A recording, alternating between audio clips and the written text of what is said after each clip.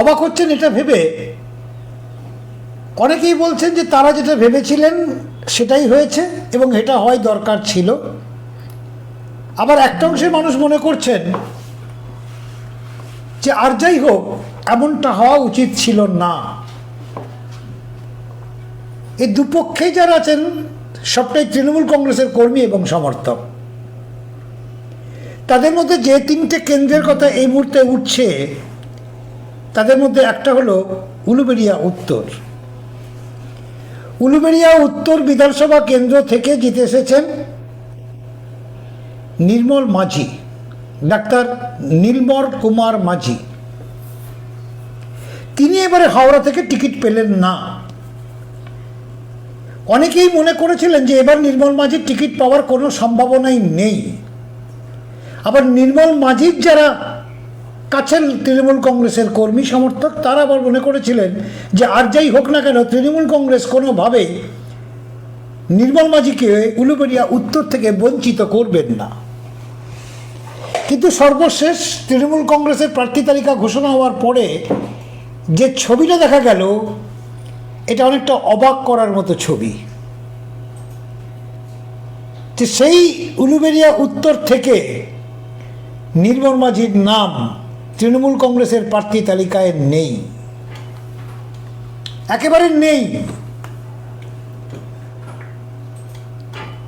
একটা অংশে তৃণমূল কংগ্রেসের কর্মী এবং সমর্থকরা তারা দীর্ঘদিন ধরে তারা মনে মনে রাখছিলেন, ভাবছিলেন যে 2026-এর বিধানসভা নির্বাচনে উলুবেড়িয়া উত্তর থেকে আর যাই হোক নির্মল মাঝির প্রার্থী হওয়ার কোনো সম্ভাবনা নেই, এবং তাদের সেই ভাবনা একেবারে পুরোপুরিভাবে মিলে গেল। আবার আরও যে দুটো বিধানসভা রয়েছে, তাদের মধ্যে উল্লেখযোগ্য বিধানসভা হলো ডোমজুর।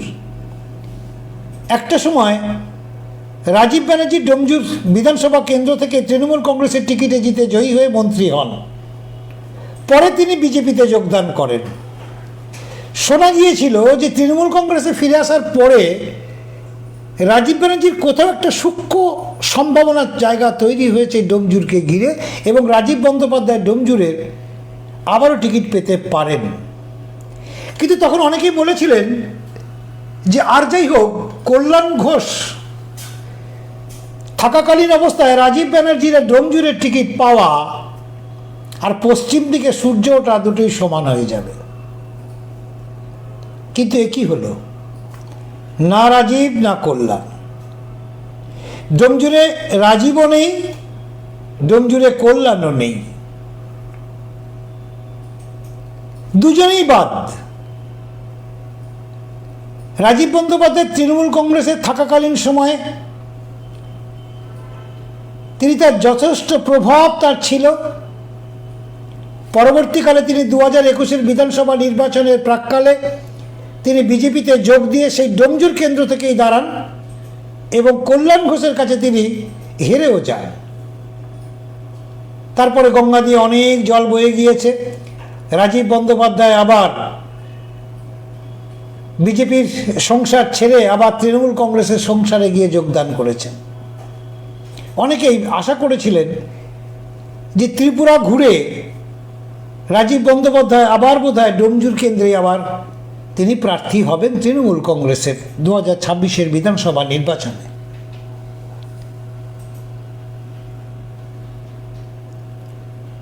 কিন্তু এটা কেউ কখনো ভাবেননি যে যদি রাজীব বন্দ্যোপাধ্যায় প্রার্থী না হতে পারেন, তার মানে একটা অংশের মানুষ তারা মনে করেছিলেন যে কল্যাণ ঘোষ দ্বিতীয়বারের মতো ডোমজুর বিধানসভা কেন্দ্র থেকে আবারও তিনি প্রার্থী হবেন।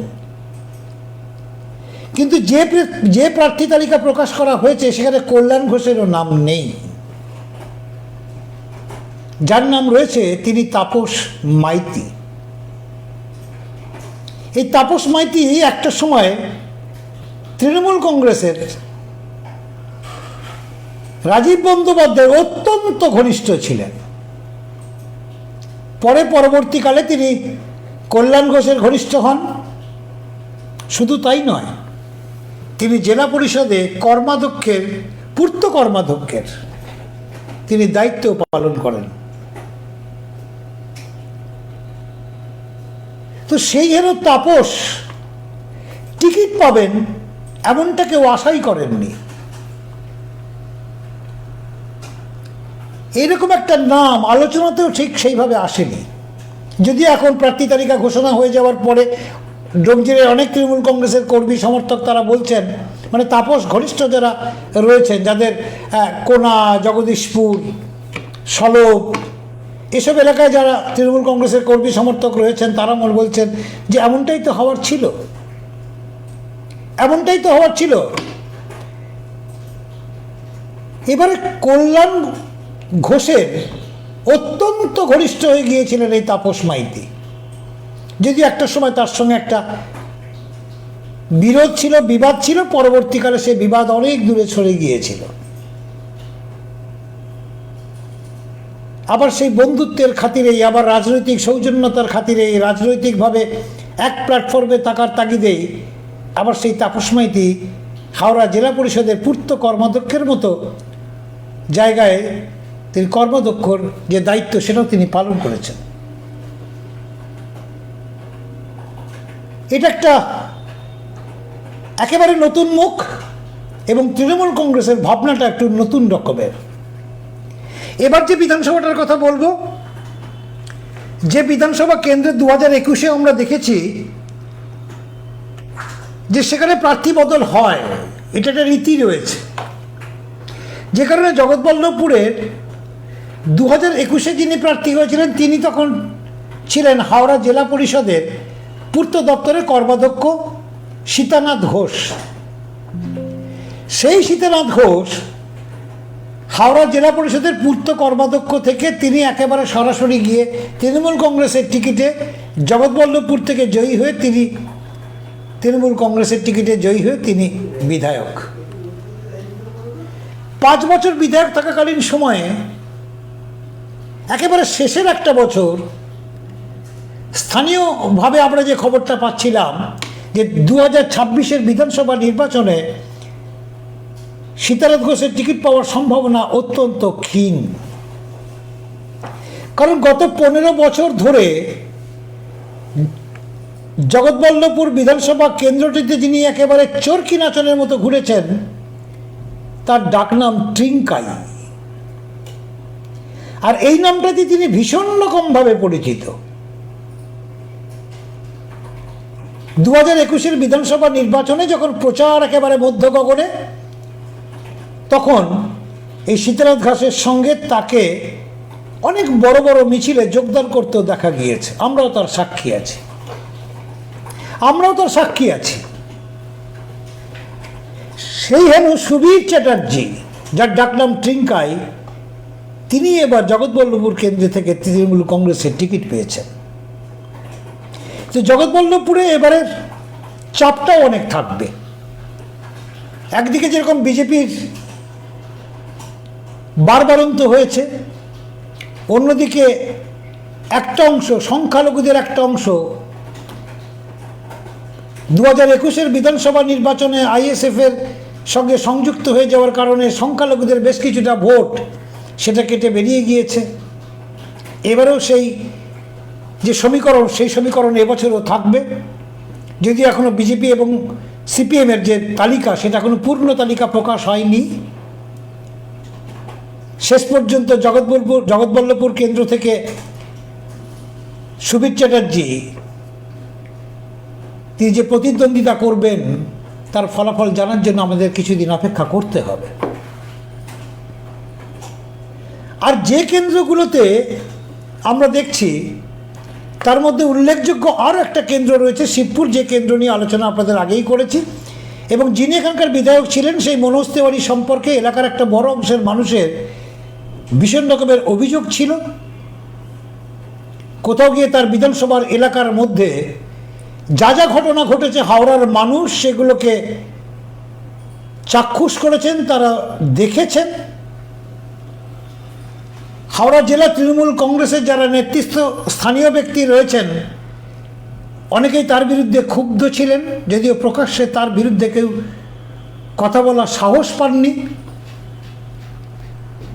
কিন্তু একটা বিষয় তৃণমূল কংগ্রেসের সর্বোচ্চ নেতৃত্ব মাথায় রেখেছিলেন যে কোথাও গিয়ে অহংকার আর ঔদ্ধত্যের সঙ্গে নিয়ে যারা দলটা করেছেন তাদেরকে এই তালিকা থেকে বাদ দিতে হবে।